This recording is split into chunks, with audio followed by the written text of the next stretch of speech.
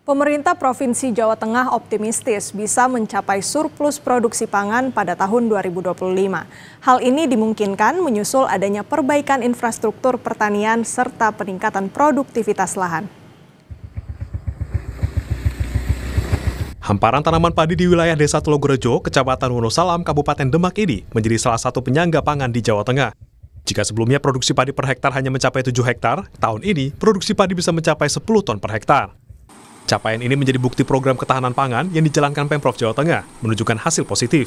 Khusus untuk wilayah Demak, tahanan pangan dicapai karena adanya kerjasama pemerintah dengan dunia usaha serta para petani. Wakil Gubernur Jawa Tengah Tas Yassin Maimun optimis Pemprov Jateng bisa surplus produksi pangan pada tahun 2025. Hal ini dipengaruhi adanya peningkatan produksi padi setiap tahunnya yang tersebar di seluruh wilayah pedesaan.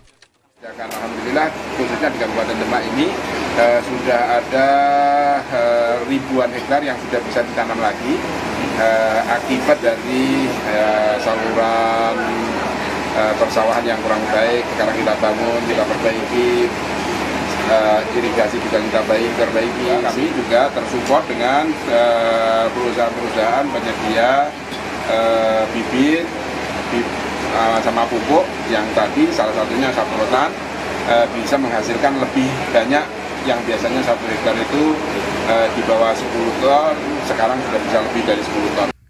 Pemerintah Provinsi Jawa Tengah menegaskan komitmen untuk terus mendorong ketahanan pangan nasional, termasuk melalui alokasi APBD untuk peningkatan infrastruktur pertanian dan penguatan kelembagaan petani.